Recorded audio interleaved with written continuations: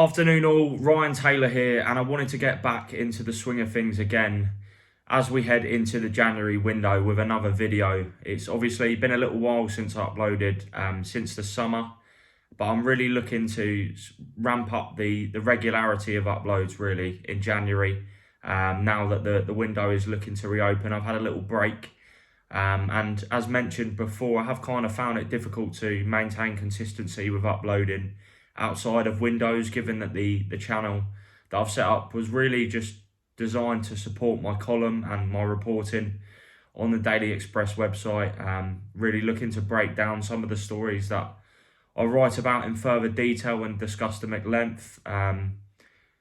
You know, as a journalist, it's good to be multimedia as well and do a bit of video and podcasts and things like that. So that was really why the channel was set up. And as I mentioned, I'm going to be ramping up things again and producing lots of coverage and content throughout the winter. Just onto my column, which obviously comes out every Tuesday. I know some of you have read that regularly since it started in the summer of 2021. I'm not quite sure whether I'm going to push ahead with that in January. It doesn't quite receive the readership that I would like to warrant the kind of time and dedication that goes into that in terms of sourcing stories and writing stories. And it's also produced on a Monday, which is historically my day off. So, you know, on some occasions I'm actually doing like 6 to 7 day weeks throughout January. And, you know, I just end up burning out towards the end of the window. It is a personal choice to cover transfers in the kind of, at the level I do in terms of the output. It is kind of relentless and it does get quite tedious, but the whole reason I do that is, one, I obviously enjoy it, but at the same time, I'm really keen to kind of just provide general fans with a greater understanding of some of the situations that are going on in terms of their clubs or players that they, you know, want their clubs to target, or, you know, players that are in the media in general. For some reason, you know, the transfer window very much is a period where numbers and numbers of stories are peddled out, and there's kind of rumours because it drives readership. But the whole reason I kind of got into it was to really sort of break down the truth and find out exactly what is the truth to certain stories and speculation, and to shine a light on that for fans. Today I'm going to be talking about a few topics. One, January in general and how I kind of envisage the window. Then moving on to a bit of World Cup, and then I wanted to do a big sort of breakdown of the Mykhaylo Mudryk situation with Arsenal. We know he's the priority target for Arsenal, and I really wanted to kind of take a really deep dive into that situation and explain exactly what's going on, what's been said, and what the current state of play is. If you're interested in skipping to any of those sections, I'm going to put a timing section across the bottom here, so it will be like broken down into segments where you can click on each section and skip to that if certain parts of the video aren't for you. But I wanted to start by talking about January in general, the kind of window. And I've kind of seen in certain elements of the media that people were expecting a quiet January, whereas I really don't expect that to be the case. I think it could be quite ridiculous and relentless again. And the reason I say that is two reasons. One is the World Cup has obviously provided a really strange break mid-season, and what that's done is it's given clubs the chance to pre-plan and to prepare for the window in greater detail by scheduling meetings and looking at targets, and even making a head start on negotiations for some players. We have seen kind of some transfer stories sort of ramp up in the past few weeks in terms of interest and speculation. But I do think clubs will definitely have been using this window during the World Cup, which has been 5 weeks or so, to really plan and prepare for January like no other. During the season, when you're kind of playing twice a week, sometimes 3 times if you're playing in Europe, there isn't an awful lot of time in the boardroom and amongst managerial staff to sit down and forecast the planning for the January window, which is obviously a unique window in itself, given it can be difficult to see to negotiate and strike big deals mid-season. A lot of clubs are kind of keen to point towards the fact that they have objectives to fulfil throughout the season, whether that be Champions League qualification or trophies or relegation. So most clubs historically aren't really keen on doing business in January. And that does lead to a kind of price hike as well. And like I said, although we have seen big deals in the past in January, usually the bigger deals take place in the summer when there's a greater time frame. We do see in January a little bit of panicking as well, particularly towards the end and the final days of the window. There is always seems to be movement on deadline day, which seems just crazy to me, given that the clubs have had a whole month to sign players or sell players. So that's kind of one of the reasons why I envisage a busy January. And secondly, it's just the way the Premier League is currently, the current state of play in the Premier League. Obviously, you have Arsenal top of the table, 5 points clear, and they have lost Gabriel Jesus to injury, so he's undergone knee surgery. And there's a feeling he could probably potentially be out for up to 3 months. And if that's to be the case, we know that Arsenal do have Eddie Nketiah, but is he going to be enough to sustain a Premier League title challenge? I'm not so sure personally. And that's the kind of feeling that you sense, might be coming from Arsenal as well, because they're going to be looking to bring in another forward player in Mudryk. And the door doesn't really seem to be closed on the proposition of a striker signing. We don't know how much that would be, but it's something that Arsenal are open-minded about and not sort of ruling out at this stage. So Arsenal are very much a team that are going to be looking to spend. They're going to be looking to capitalise on the position they're in. And, I can't remember over the past even 10 years, you could maybe argue 2015-16 when they ended up finishing third to Leicester and Tottenham. Or they might have finished second to Leicester actually, but I don't really truly believe they were ever firmly in the box seat in that title race. And I actually think this is the best chance Arsenal have had of winning the title, like I said, in the past 10 years or so. So I do believe they'll be looking to capitalise on that with some big spending. A forward is definitely on the agenda. I've also discussed that a midfielder remains a player Arsenal would look to bring in as well. Long term, a left-sided centre-back as backup for Gvardiol is something that's on the agenda, but that could potentially be shelved until the summer. And then if you look around that as well, and the big six really isn't a big six anymore, it's a big seven with Newcastle at the table. They're third, and they're going to be looking to really sort of trying to hold on to that Champions League qualification. And I really think that would be a phenomenal achievement from Eddie Howe. You can always critique Newcastle's spending and the Saudi-backed takeover, but ultimately it's very soon into the project, and Howe's already delivering at the highest level. Last January they were in a relegation dogfight, Newcastle, so they've really sort of made huge immediate strides, and they've done it without spending excessive amounts in terms of transfer fees. I know Alexander Isak was about £63 million, I believe, but Bruno Guimaraes was about, I think he was about 40 million, 35 million. They haven't done like a Manchester City or like a PSG and just spent absolute, bundles of cash. I know they have collectively on a number of targets spent a fair bit, way over 150 million, I believe, but at the same time, they've done it in drips and drabs. There's been sort of clever signings like Kieran Trippier, Dan Burn as well. There is a few others as well. Matt Targett is another one. Nick Pope.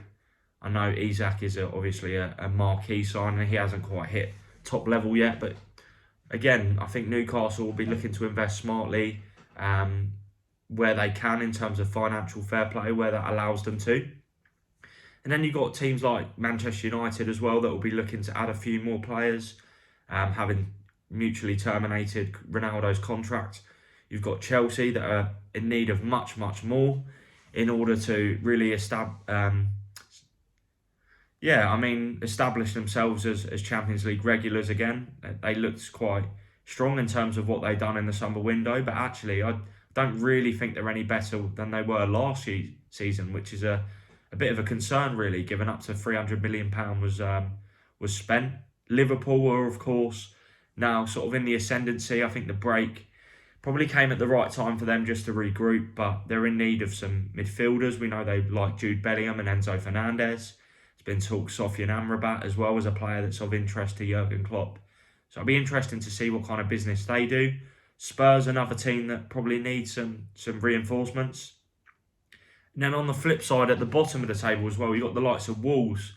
People forget Wolves are bottom of the pile at the moment, which seems, almost incredible, really. And there's talk there close to signing Matthias Cunha from Atletico Madrid, which would be a statement and a big boost for them. I expect Wolves to be heavily active. And then you've got Villa, who have, of course, recently appointed Unai Emery. So I expect them to be active as well.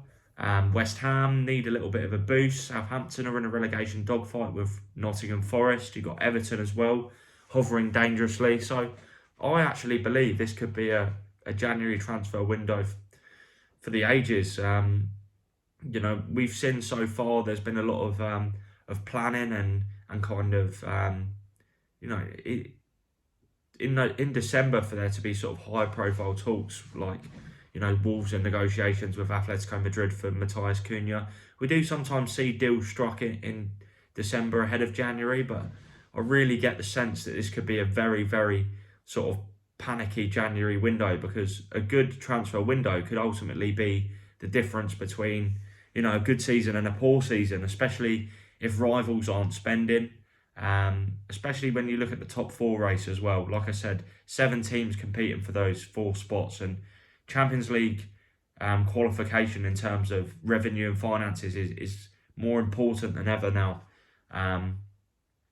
In terms of the financial, you only have to look at Barcelona at the moment, having dropped out of the Champions League and into the Europa League. Manchester United as well.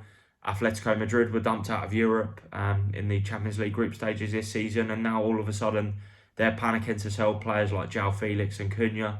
So Champions League revenue is so important for club stability and financial purposes, particularly those with massive wage bills. Then you've also got the added sort of spice of expiring contracts. There is quite a few high-profile players that are out of contract this summer, not least Lionel Messi, Milan Skriniar from Inter, who is in talks over a new contract with Inter. And then you've got Tielemans, Zaha, Ndika, Marcus Thuram, Daichi Kamada. Now, all of those 5 there, I actually expect them to see out their contracts and stay with their current clubs until the end of the season, when they will then be free to join a new club on a free transfer. But by running down your contract, obviously you can negotiate bigger contracts with your next club and bigger salaries and wages.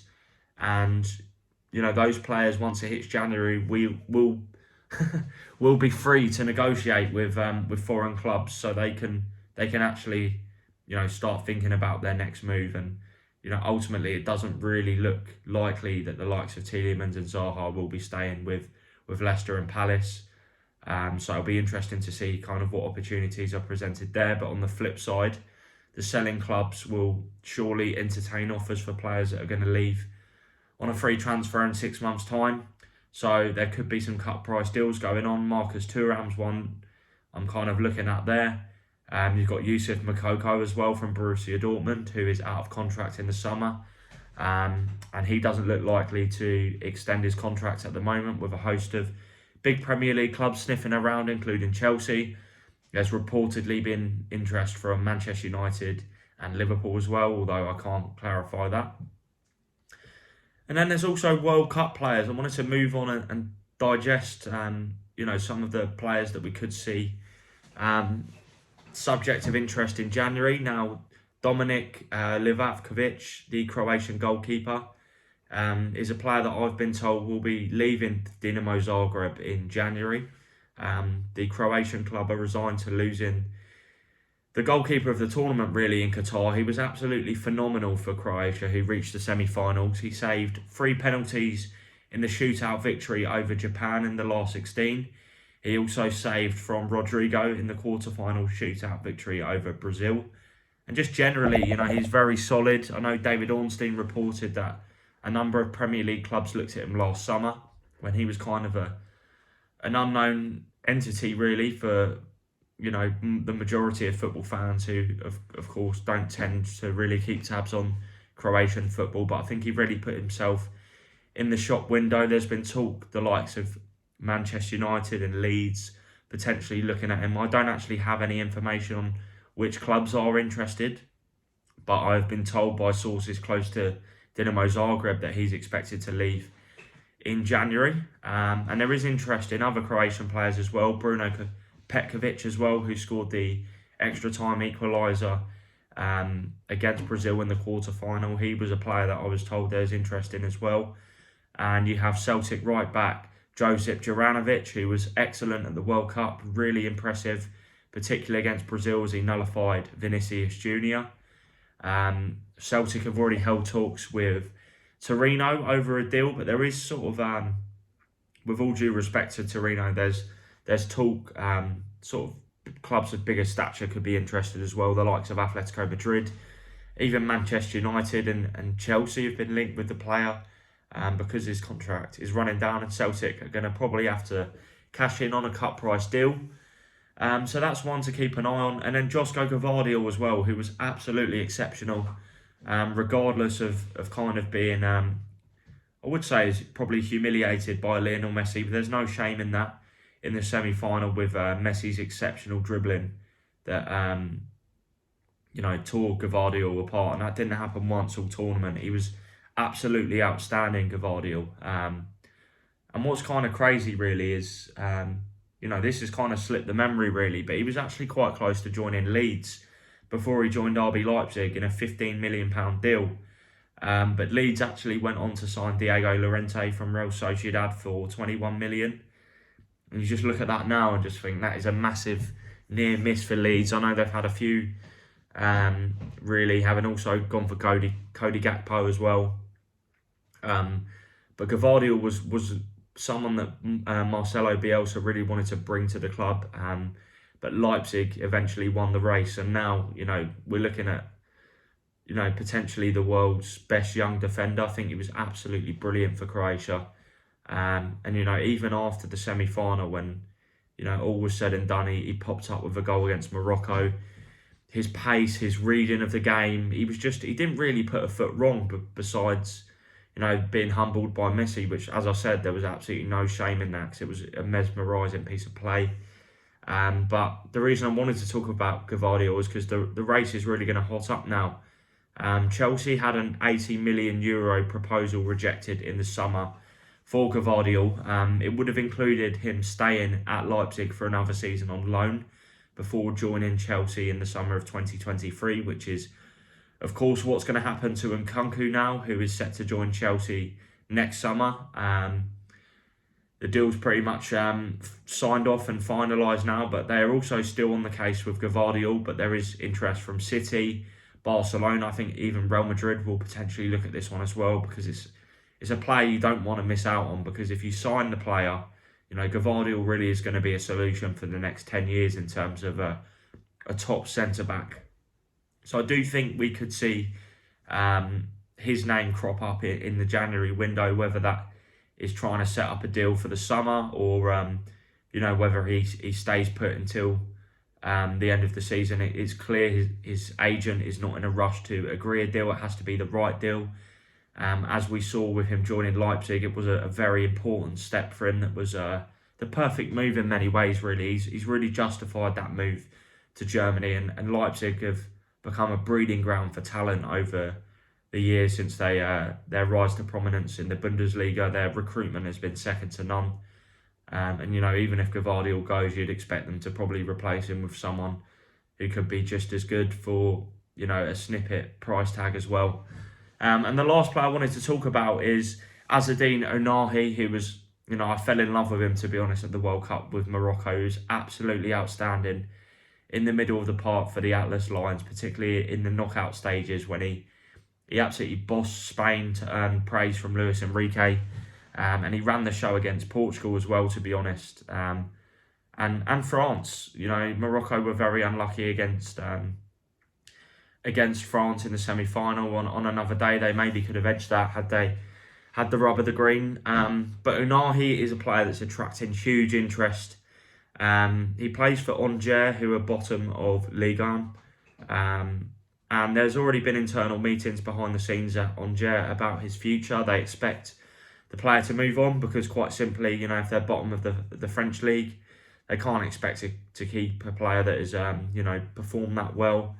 And ultimately, the chance to receive a respectable figure as well, a fee, could help them sign a few players that keep them afloat. But interestingly, Angers would actually like to keep him until the end of the season on loan, but they're willing to agree a deal which would see him leave this summer. And around about £35 million is the asking price. Angers president Saïd Chabain has given a number of interviews really discussing the player. They've admitted that, as I said, internal meetings have been taking place. And Angers have actually received offers already for the player, something he confirmed in an interview. He said, "We have had many offers for him from big and medium-sized clubs. They have come from all over Europe, from Italy, Spain, England and France. So we could really see an auction now for Ounahi. The only English club I know that are definitely interested is Leicester. But the race is really starting to intensify now. Obviously, with Tielemans off, Ounahi is a player that could really improve Leicester's midfield once the Belgian departs. But there's nothing kind of concrete in terms of an agreement at the moment. It's very much a case of highest bidder may win. Interestingly, from sort of fans I've seen on Twitter, I know that's not obviously the best source of information at times, but fans from Ligue 1 fans say that they haven't actually seen huge promise from Ounahi playing for Angers. Not the greatest side, in truth. You know, Morocco really helped him fulfil his potential at the World Cup, particularly playing alongside, you know, Amrabat and having wide forwards Hakim Ziyech and Sofiane Boufal, who is another player that could leave Angers as well.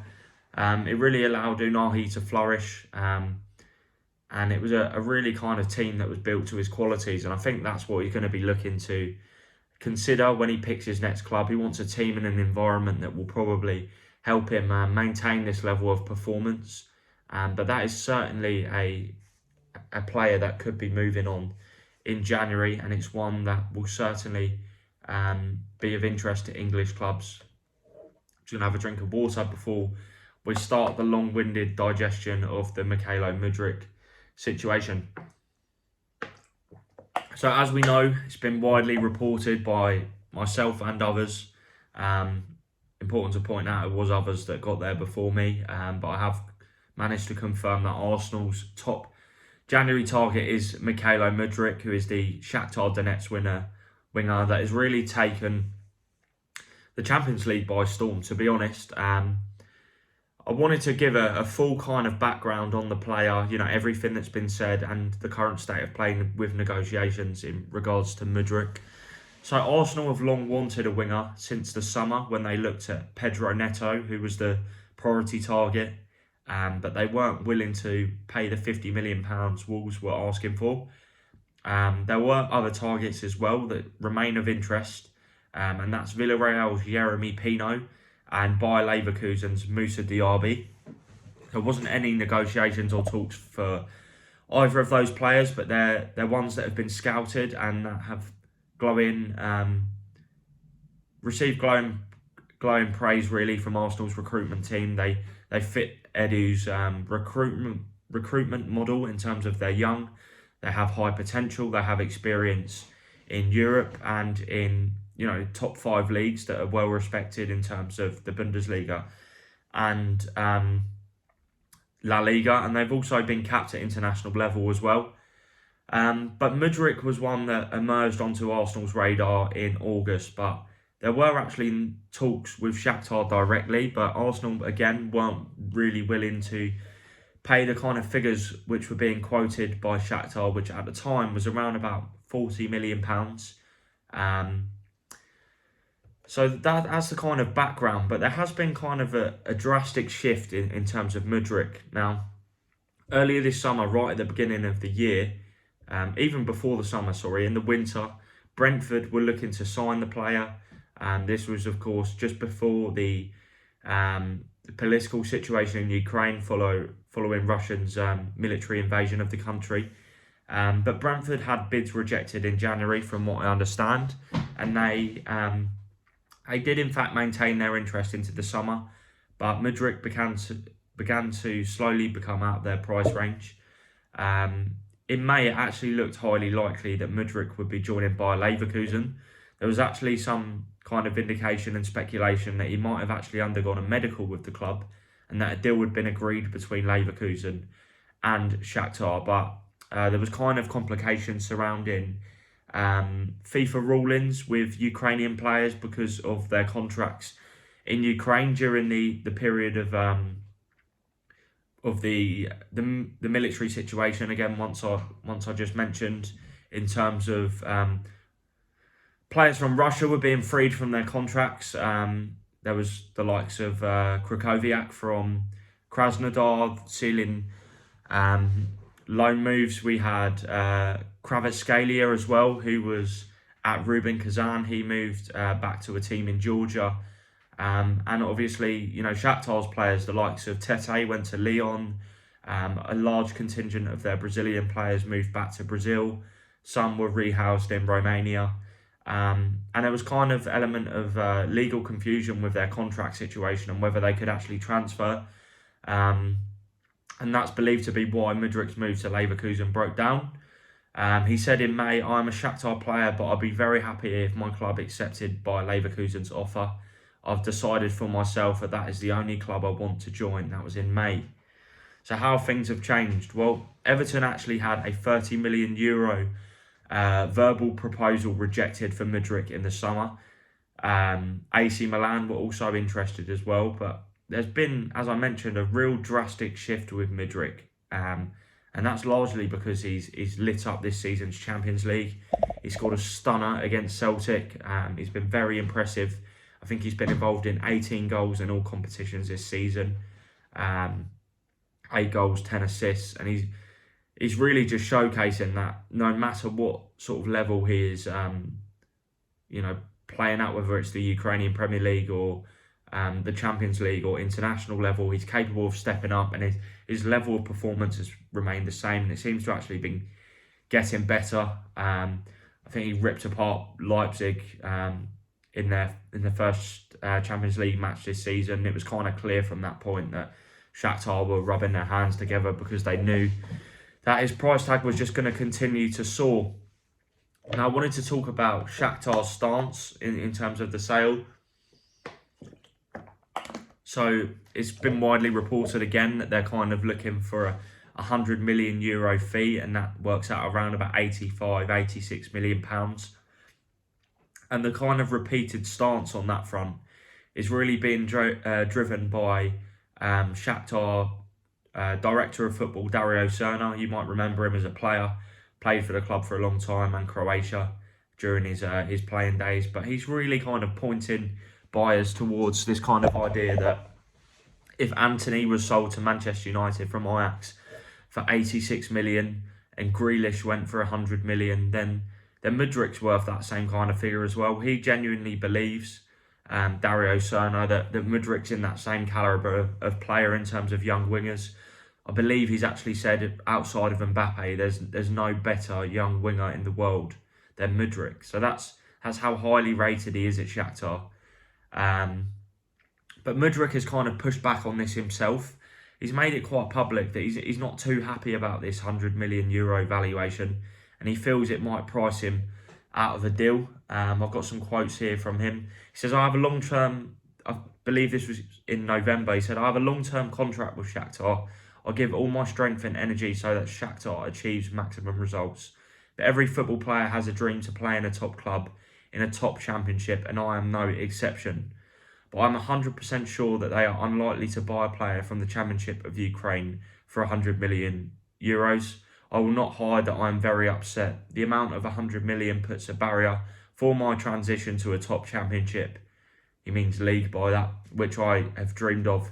"I can't say that my dream was killed, but it's wounded, that's for sure." So there's kind of 5 key figures involved in the Mudryk side of things in terms of negotiations. You have the agent, which is Alexei Alyokin, who he's spoken quite publicly about Mudryk's future in terms of if he feels any valuation being thrown there at the moment by Shakhtar is kind of just sort of speculation. There's no kind of concrete figure that has been set.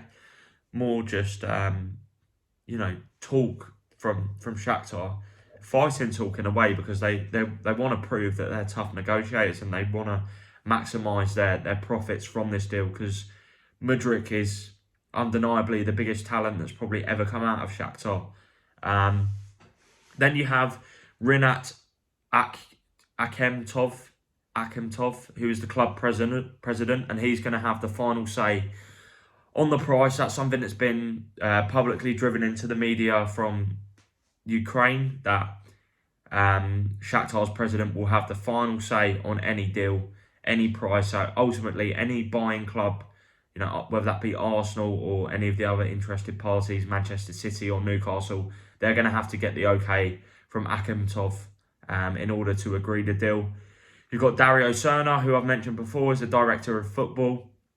I'm not quite sure whether how active he's going to be in terms of leading negotiations, but he will be someone that will have a professional working relationship with the likes of Edu, who is also the sporting director at Arsenal following his recent role change. You also have Carlo Nicolini, who is the deputy sporting director at Shakhtar. He'll be working alongside Dario Serna and the rest of the Shakhtar board. And then finally, you have Sergei Palkin, who is the Shakhtar Donetsk CEO. And as revealed by Adam Crafton of The Athletic last week, Palkin was actually in London to meet with a host of interested clubs to begin the kind of formal negotiations and discussions. Although these weren't negotiations as such, it's very much an open verbal discussion about what kind of price Shakhtar are looking for, what kind of price buying clubs are prepared to pay. And the kind of indication from those conversations was that there is a little bit of a valuation gap at the moment between what Arsenal are prepared to pay and what Shakhtar are prepared to pay. Obviously, Arsenal will hope they can meet somewhere in the middle, but at the same time, as we saw with Pedro Neto, Arsenal aren't a club that are going to overspend. We saw that with Rafinha and Lisandro Martinez last summer. They very much wanted to respect, the work that they've carried out in recent transfer windows in terms of how they've operated. They've really transformed their transfer policy, and they're not wasting huge amounts of cash anymore. It's very strategic. All of their signings, besides the likes of maybe Sambi Lokonga, have been successful in the past few years, since that kind of period of time when they were wasted 72 million on Nicolas Pepe. So Arsenal are really kind of keen to maintain that. They want to strike the right deal for the club, and ultimately they won't pay this kind of pipe dream figure that Shakhtar are proposing, the £85 million, because there are other areas of their squad that they also want to improve and invest in. And at the moment, according to Palkin, it's 50-50 in terms of whether Mudryk gets his move in the January window. He said he don't want to talk about figures, but we're in discussions. We have interest from some English clubs and we are in the process. So it's going to be interesting to see how it kind of pans out. As I mentioned, Arsenal have now opened formal talks with Shakhtar. They also remain in ongoing dialogue with Mudryk's agent, Alyokin, who is going to be the man who's going to try and convince Shakhtar to reduce their asking price to fulfill his client Mudryk's wish. And as we're going to come on to now, it's pretty clear that Mudryk, it's no secret that Mudryk is very much open and excited about the prospect of joining Arsenal. I think it'd be a very good fit for the current project, particularly with, it's a good time to join Arsenal with Jesus currently out injured. I think it opens the door to Martinelli maybe getting minutes as a centre forward, which could then open up, potential openings for Mudryk on the left-hand side of the front three. And he just fits, exactly what Arsenal are trying to do at the moment in terms of signing young players. I think personally that he has the potential to be one of the best wingers in the world, Mudryk. I've watched him on a number of occasions. The first time I saw him play was against Real Madrid. Not this season, but last season in the group stages. And I actually tweeted about him. I said, sort of, who is this kid? Because he was just unbelievable. This was at Real Madrid's Valdebebas training stadium when the Bernabeu work was going on. And he was just demanding the ball and beating players. And he's really kicked on from that now and is lighting up the Champions League, as we mentioned, on a consistent basis. I just wanted to talk about some of the things Mudryk has said on the deal as well. So speaking to CBS Sports Golasso in September, he says, I think every player dreams of the Premier League. It's hard to say, but Arsenal was a very good team, very good coach. I like the way they play. From my side, I can't say no. But a transfer is not just up to my decision. Speaking to Vlada in November, which was 2 months later, he said, yes, I check on them on My Score, which I believe is like an app on your phone, like Live Score, where you can check results. And I know when they're playing, I can check on them. I also watch them too. Arsenal are a very dynamic side in general, not just in control of possession, but also scoring goals.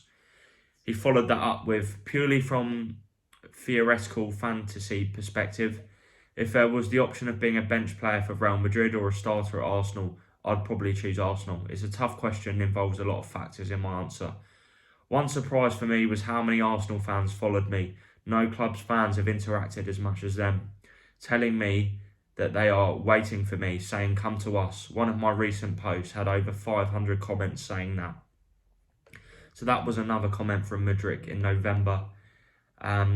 So it really is a game of chess from Arsenal's perspective. They really want Mudryk and he is their top priority target, but at the same time, they need to entice Shakhtar into agreeing a proposal that is significantly less of that £85 million asking price. Now, from what we understand and from who I've spoken to in terms of those with knowledge of the deal, there is an expectancy that Shakhtar will drop their asking price. They won't hold on that £85 million fee because ultimately nobody's going to prepare that. Nobody's prepared to pay that kind of money. I think realistically a deal could be struck in around about £55 to £60 million. I think that's really far more realistic. Whether Arsenal are prepared to go that high, I don't know. I can't. I'm not able to clarify that because, you know, if we look at the past few months, you know, 50 million was deemed too much for Pedro Neto. And if you look at how quickly things change, you know, Neto was forced to undergo ankle surgery, missed the World Cup. His stock has now plummeted. I think Arsenal are really keen to ensure if they do negotiate this Mudryk deal, it's at the right prices for them. They won't be held to ransom. And, you know, from what Palkin says, there's an indication that other English clubs are interested as well. I do believe Mudryk is now out of, you know, the likes of Everton and Brentford's price range. That goes without saying. But, you know, with the likes of Newcastle now big players in the transfer market, you have Manchester City as well. It will be interesting to see which clubs come out of the woodwork for Mudryk because there is clearly an appetite from Shakhtar's perspective to drive an auction and maximise the fee they receive. But I would say Arsenal are the front runners for Mudryk and they're very much determined to get this one over the line.